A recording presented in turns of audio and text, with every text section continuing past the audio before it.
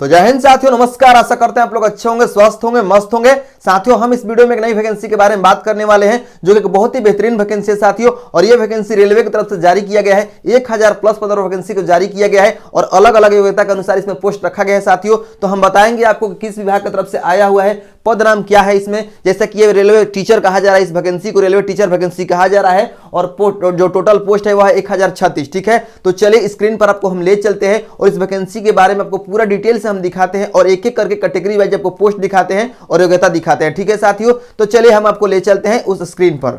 तो देखिए दोस्तों, हम यहाँ पर इस वैकेंसी का ऑफिशियल नोटिफिकेशन पेज पर आ चुके हैं। तो चलिए इस वैकेंसी के बारे में आपको डिटेल से एक एक करके दिखाते हुए समझाते चलते हैं और पूरी की पूरी जानकारी आपको देते हैं। तो देखिए साथियों, यहाँ पर लिखा हुआ है वैकेंसी के बारे में कि RRB ministerial and isolated categories recruitment 2025, यानी कि 2025 की न्यू भर्ती है। उसके बाद यहाँ पर इंपोर्टेंट डेट्स के बारे में कहा गया है कि क्या क्या आपका अप्लाई डेट रहने वाला है। तो देखिए साथियों, यहाँ पर लिखा हुआ है अप्लीकेशन स्टार्ट डेट 7 जनवरी, यानी कि यहाँ पर 2025 जो लिखना था वहाँ पर 2024 कर दिया गया है। थोड़ा सा टाइपिंग मिस्टेक हो गया है। तो 7 जनवरी 2025 से आपका फॉर्म भरना स्टार्ट हो गया है साथियों। ठीक है, थोड़ा सा इसको नजरअंदाज कीजिएगा, 2024 की जगह 2025 होना चाहिए था यहाँ पर। ठीक है, उसके बाद यहाँ पर लास्ट डेट कहा जा रहा है कि 6 फरवरी 2025, यानी कि जो फॉर्म है 6 फरवरी 2025 तक अप्लाई होगा। ठीक है साथियों, उसके बाद यहाँ पर कहा जा रहा है कि फी पेमेंट लास्ट डेट 6 फरवरी, यानी कि किसी किसी फॉर्म में जो है 2 दिन एक्स्ट्रा समय दे देता है फी के लिए, लेकिन यहाँ पर आपको 2 दिन एक्स्ट्रा समय नहीं दिया है, लेकिन जो आपका फी का लास्ट डेट है वही डेट है जो आपका लास्ट डेट है। ठीक है साथियों, उसके बाद यहाँ पर एग्जाम डेट कहा रहा है कि नोटिफाई सून, यानी कि आपको दिया जाएगा आगे।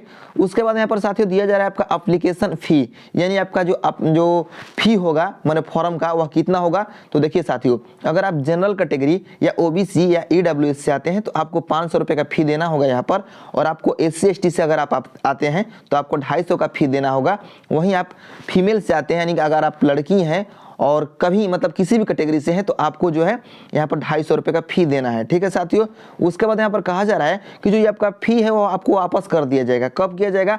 After appearing in stage 1 exam, यानी इसमें जो 2 एग्जाम होंगे उसमें जो आपका पहला एग्जाम देंगे तो आपको पहले एग्जाम के बाद आपका जो फी है आपके अकाउंट में ट्रांसफर कर दिया जाएगा। ठीक है, कितना किया जाएगा रिफंड आपको? तो जनरल कैटेगरी वालों को 400 दिया जाएगा 500 में से, और ओबीसी वालों को और एससी एसटी और ईडब्ल्यूएस को 250 दिया जाएगा, यानी कि 250 रुपये।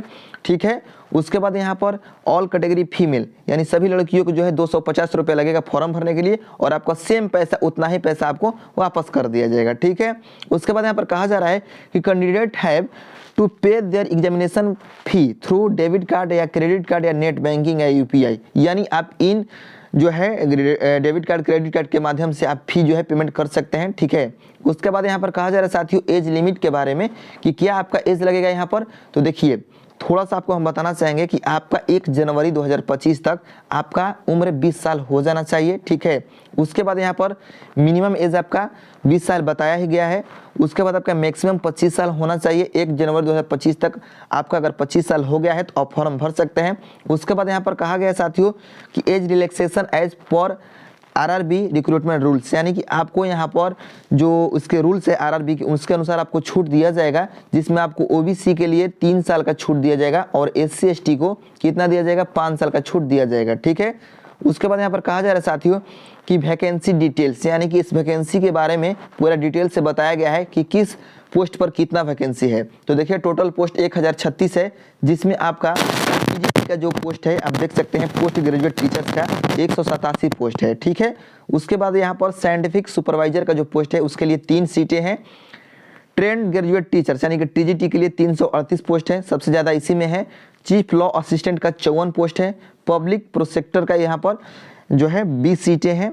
उसके बाद यहाँ पर फिजिकल ट्रेनिंग इंस्ट्रक्टर का 18 सीटें हैं। साइंटिफिक असिस्टेंट का 2 सीटें हैं। जूनियर ट्रांसलेटर का 130 सीटें हैं।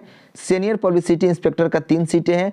स्टाफ एंड वेलफेयर इंस्पेक्टर का 59 सीटें हैं। लाइब्रेरियन का 10 सीटें हैं। म्यूजिक टीचर का जो है म्यूजिक टीचर ओनली फीमेल के लिए यहाँ पर आया हुआ है, सिर्फ लड़की ही इसको भर सकती है म्यूजिक टीचर में, 3 सीटें हैं। उसके बाद यहाँ पर प्राइमरी रेलवे टीचर यानी पीआरटी के लिए 188 सीटें हैं, और असिस्टेंट टीचर जो कि फीमेल रहेंगी उनके लिए 2 सीटें हैं। लेबोरेटरी असिस्टेंट का 7 सीटें हैं। लैब असिस्टेंट ग्रेड 3 का 12 सीटें हैं, यानी कि टोटल सीटें आपको हम बता चुके हैं। अब चलिए इसका एजुकेशन तो देखिए साथियों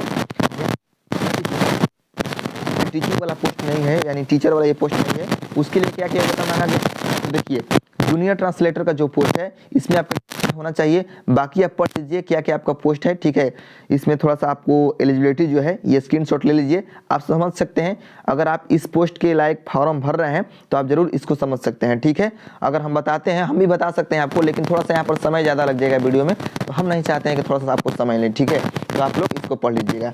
उसके बाद यहाँ पर स्टाफ एंड वेलफेयर इंस्पेक्टर का जो पोस्ट है उसके लिए ये जो है योग्यता मांगा गया है। चीफ लॉ असिस्टेंट का जो पोस्ट है उसके लिए ये वाला योग्यता है। लैब असिस्टेंट ग्रेड 3 जो है इनके लिए ये पोस्ट रखा गया है 10+2 वाला। उसके बाद यहाँ पर सीनियर पब्लिसिटी इंस्पेक्टर के लिए ये वाला पोस्ट है। उसके बाद यहाँ पर पब्लिसिटी प्रोसेक्टर का जो है ये वाला मतलब जो योग्यता रखा गया है।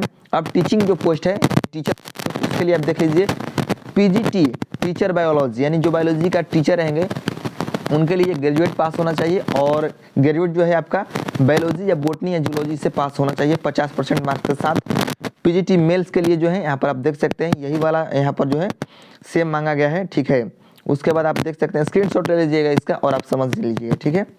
इसको थोड़ा सा हम धीरे धीरे स्क्रॉल कर रहे हैं, आप यहाँ पर 2-2 सेकंड हम होल्ड करेंगे इसको, आप स्क्रीन मतलब इसको ले लीजिए।